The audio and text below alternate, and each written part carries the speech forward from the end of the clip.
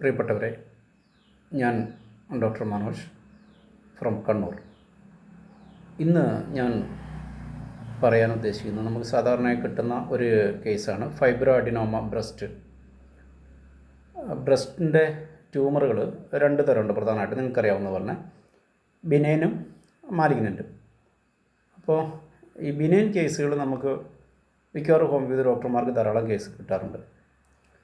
ഈ ബിനൈൻ കേസുകളിൽ ചിലതെല്ലാം മാലിഗ്നൻ്റായിട്ട് മാറും എന്നുള്ള കാര്യം നമുക്കറിയാമല്ലോ. അതുകൊണ്ട് തന്നെ രോഗി ഈ ബിനൈൻ കേസ് ഒരു മുഴ വരുമ്പോൾ മുതൽ ഭയങ്കരമായിട്ട് ആങ്ഷ്യസ് ആയിരിക്കും.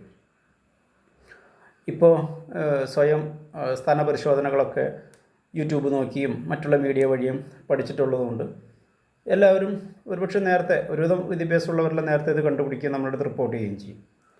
അങ്ങനെയുള്ള കേസുകൾ തുടക്കത്തിൽ തന്നെ മോഡേൺ മെഡിസിനിൽ ഒരു സർജറി മറ്റുള്ള വഴികളൊക്കെയാണ് പറയുക. കാരണം അവർക്ക് അതിനുള്ള മെഡിസിൻസ് താരതമ്യേന കുറവാണ്. പക്ഷേ ഹോമിയോപ്പതിക്ക് നമുക്ക് ഫൈബ്രോ അഡിനോമ ബിനൈൻ കേസുകൾ വളരെ ഈസി ആയിട്ട് നമുക്ക് മാറ്റാൻ പറ്റും. ട്യൂമറസ് മാലിഗ്നൻ്റ് ഘട്ടത്തിലോട്ട് പോകുന്നതിന് തൊട്ട് മുമ്പ് വരെയുള്ള അവസ്ഥകൾ, ഒരുപക്ഷെ മാലിഗ്നൻ്റിൻ്റെ ആദ്യ ഘട്ടം വരെയൊക്കെ നമുക്ക് നല്ല റിസൾട്ടുകൾ ലഭിക്കും. ധൈര്യമായിട്ട് അത്തരം കേസുകൾ ട്രീറ്റ് ചെയ്യുക, ഡോക്യുമെൻ്റ് ചെയ്യുക. ഈ ഡോക്യുമെൻ്റ് ചെയ്യുന്നതിന് വലിയ കാര്യമുണ്ട്. കാരണം ഈ പലപ്പോഴും ഇപ്പോൾ എല്ലാം എവിഡൻസ് ബേസ്ഡ് സയൻസ് ആണല്ലോ. അപ്പോൾ എവിഡൻസ് ബേസ്ഡ് ഹോമിയോപ്പതി എന്ന് പറയുന്ന നമ്മളൊരു ഗ്രൂപ്പൊക്കെ തന്നെയുണ്ട്. അപ്പോൾ നമ്മൾ എവിഡൻസുകൾ കാണിച്ചുകൊണ്ടിരിക്കുന്നത് എങ്ങനെ മാറുന്നു എന്നുള്ളതിനെക്കുറിച്ച് പലപ്പോഴും നമ്മൾ പറഞ്ഞാൽ നമ്മുടെ മെഡിസിനകത്തുള്ള അറ്റത്തിൻ്റെ അസാന്നിധ്യങ്ങളൊക്കെ ഒരു ചർച്ചാ വിഷയമാണെങ്കിലും മാറിക്കൊണ്ടേയിരിക്കുന്നു, രോഗം മാറിക്കൊണ്ടേയിരിക്കുന്നു, നമ്മൾ പ്രൂഫ് കൊടുത്തുകൊണ്ടേയിരിക്കുക. അപ്പോൾ കണ്ടുപിടിക്കേണ്ടത് ശാസ്ത്രത്തിൻ്റെ ആവശ്യമായിട്ട് വരും. അതുകൊണ്ട് എല്ലാ ഡോക്ടർമാരും പരമാവധി നിങ്ങളുടെ കേസുകൾ സൂക്ഷിച്ച് വയ്ക്കാൻ വേണ്ടിയിട്ട്, അത് കൃത്യമായിട്ട് ഡോക്യുമെൻ്റ് ചെയ്യാൻ വേണ്ടിയിട്ട് ശ്രമിക്കുക. ഇപ്പോൾ ബിനൈൻ ട്യൂമേഴ്സിൽ ആദ്യം നമ്മൾ ഉപയോഗിക്കേണ്ട മരുന്നുകളിലൊന്ന് കാഴ്സിനോസിനാണ്. നമുക്കറിയാമല്ലോ, കാഴ്സിനോസിൻ 30 വേണമെങ്കിൽ കൊടുക്കുക, ഹയർ പൊട്ടൻസി കൊടുക്കാം. ചിലർ കാഴ്സിനോസിൻ 30 1 ഡോസ് വീക്ക്ലി കൊടുക്കുക എന്ന് പറയുന്നുണ്ട്. പിന്നെ തൂജ, സൈക്കോട്ടിക് മെഡിസിൻ എന്നുള്ളത് ആൻറ്റിസൈക്കോട്ടിക് ആയിട്ടുള്ള തൂജ നമുക്ക് ഹയർ പൊട്ടൻസിയിൽ നമ്മൾ കൊടുക്കാറുണ്ട്. സാധാരണ അക്യൂട്ട് സ്റ്റേജിനകത്ത് വിത്ത് പെയിനൊക്കെ വരുന്ന സ്റ്റേജിനകത്താണ് മാസ്റ്റൈറ്റിസ് ഒക്കെ വരുവാണെങ്കിൽ കൊടുക്കുന്ന മെഡിസിൻ നിങ്ങൾക്കറിയാമല്ലോ, ബ്രയോണിയും ബെൽഡോണിയാണ് ക്ലാസ് മെഡിസിൻ എന്ന് പറയുന്നത്. ഫോളോഡ് ബൈ ഫൈറ്റിലക്കിയും കൊണിയുമാണ്. അപ്പോൾ ഈ ഫൈറ്റിലക്കിയും ഈ കൊണിയും എന്ന് പറയുന്നത് അത് ഈ ട്യൂമറിന് ഉപകാരപ്പെടുന്ന ഒരു മെഡിസിൻസാണ്. അപ്പോൾ നിങ്ങൾക്ക് ഇൻഡിക്കേറ്റർ ആയിട്ടുള്ള മെഡിസിൻസ് പലതും അറിയായിരിക്കും. അതിൻ്റെ കൂടെ സപ്പോർട്ടീവ് ആയിട്ടുള്ള കുറച്ച് മെഡിസിൻസാണ് ഞാൻ പറയുന്നത്. നിങ്ങൾ ഓർക്കേണ്ട മെഡിസിനകത്ത് ഒന്ന് ഈ ഗോസിപ്പിയൻ ടിഞ്ചർ നല്ല എഫക്റ്റീവായിട്ടുള്ള സാധനമാണ്. അപ്പോൾ ഗോസിപ്പിയൻ ടിഞ്ചർ കൊടുക്കുമ്പോൾ പ്രൊഫ്യൂസ് ബ്ലീഡിങ് ഹിസ്റ്ററി ഉണ്ടെങ്കിൽ, എന്ന് വെച്ചാൽ നമ്മൾ മെൻസ്ട്രൽ ഹിസ്റ്ററി ഈ പ്രൊഫ്യൂസ് ബ്ലീഡിങ് ഉണ്ടെങ്കിൽ ഗോസിപ്പിയം കൊടുക്കരുത്. പ്രൊഫ്യൂസ് ബ്ലീഡിങ് ഉള്ള കേസിനകത്ത് നമുക്ക് നമുക്ക് ഏറ്റവും നല്ലത് സ്ക്രോഫുലേറിയ നോഡോസയാണ്.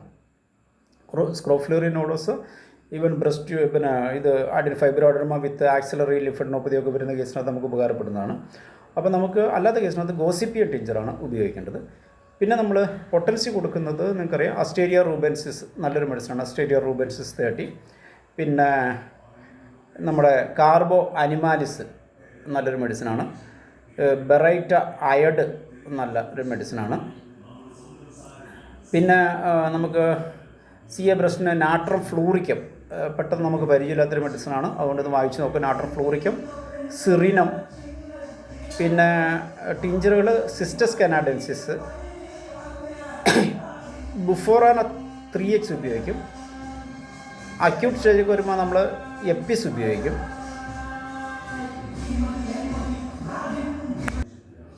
അതിനോടൊപ്പം തന്നെ നമുക്ക് ഫൈറ്റിലൊക്ക ടിഞ്ചർ ഉപയോഗിക്കാറുണ്ട്. പിന്നെ ഈ ഗ്ലാൻസ് എൻലാർജും കൂടി വരുമ്പോൾ നമുക്ക് മിക്കവാറും നമ്മൾ സ്കാൻ ചെയ്ത് നോക്കുമ്പോൾ അൾട്രാസൗണ്ട് ചെയ്ത് നോക്കുക. അൾട്രാസൗണ്ട് ചെയ്ത് നോക്കിയിട്ട് ഗ്ലാൻഡ് എൻലാർജ്മെൻറ്റ് ഉണ്ടെങ്കിൽ സ്ക്രോഫുലേറിയ നോഡോസിയും ഫൈറ്റിലൊക്കെ അടക്കേണ്ട ടിഞ്ചറും മറ്റുള്ള കാര്യങ്ങളൊക്കെ ഉപയോഗിക്കാം. അയഡം 30, എസ്പെഷ്യലി ബ്രസ്റ്റിൻ്റെ സൈസ് കുറവാണെങ്കിൽ, ചെറിയ ബ്രസ്റ്റുള്ള ആൾക്കാരിലാണ് ലംബ് വരുന്നെങ്കിൽ അയഡം ഉപയോഗിക്കും. പക്ഷേ വലിയ ബ്രസ്റ്റുള്ള ആൾക്കാരിലാണെങ്കിൽ നമ്മൾ ചിമാഫില്ല അമ്പലേറ്റയാണ് ഉപയോഗിക്കുക. പിന്നെ ഓരോ നോട്ട്സിൻ്റെ നമുക്കത് ഫീൽ ചെയ്യും, പാൽപ്പേറ്റ് ചെയ്യുമ്പോൾ ആ ബ്രസ്റ്റിൻ്റെ അതിൻ്റെ ആ ട്യൂമറിൻ്റെ ഉള്ളിലുള്ള ട്യൂമറിൻ്റെ ഇലാസ്റ്റിസിറ്റി ഒക്കെ അനുസരിച്ചും അത് മൂവബിളാണോ അതിൻ്റെ അപ്പിയറൻസ് അനുസരിച്ചൊക്കെ നമുക്ക് മെഡിസിൻസ് മാറും. കാർബാരിമാൽസ് ഞാൻ നേരത്തെ പറഞ്ഞ പോലെ നല്ല ഒരു മെഡിസിനാണ്. അപ്പോൾ ഇത്രയും കുറച്ച് മരുന്നുകളെ കുറിച്ചിട്ട് ഒരു നല്ല ധാരണയുണ്ടാവുക. അവ വീണ്ടും ഒന്ന് വായിച്ച് നോക്കുക. അപ്പോൾ along with your indicated medicine നമുക്ക് ഇങ്ങനെയുള്ള കുറച്ച് ടിഞ്ചേഴ്സും കൂടി ഉപയോഗിക്കുകയാണെങ്കിൽ നമുക്ക് പെട്ടെന്ന് റിസൾട്ട് കിട്ടും. പിന്നെ ഇത് അടുത്ത സ്റ്റേജിലോട്ട് ഒരു കാഴ്സണോമാറ്റിക് സ്റ്റേജിലോട്ട് മാറാതിരിക്കാൻ നമുക്ക് കാഴ്സനോസിനും അതുപോലെ തന്നെ തൂജയും ഹയർ പൊട്ടൻസി നമ്മളെ സഹായിക്കും. ഇത് പലതും നിങ്ങൾക്കറിയാവുന്ന അറിവുകളായിരിക്കും, എങ്കിലും ജസ്റ്റ് ഒരു റിമൈൻഡ് ചെയ്യുന്നു എന്ന് കരുതിയാൽ മതി. എല്ലാവരും നല്ല സക്സസ്ഫുൾ പ്രാക്ടീഷേഴ്സ് ആവട്ടെ. അതുപോലെ നിങ്ങളുടെ കേസുകൾ സൂക്ഷിച്ചു വയ്ക്കുക, ഡോക്യുമെൻ്റ് ചെയ്യുക, വേദികളിൽ അവതരിപ്പിക്കാൻ അവസരം കിട്ടുമ്പോഴെല്ലാം അവതരിപ്പിക്കുക. Okay, thank you.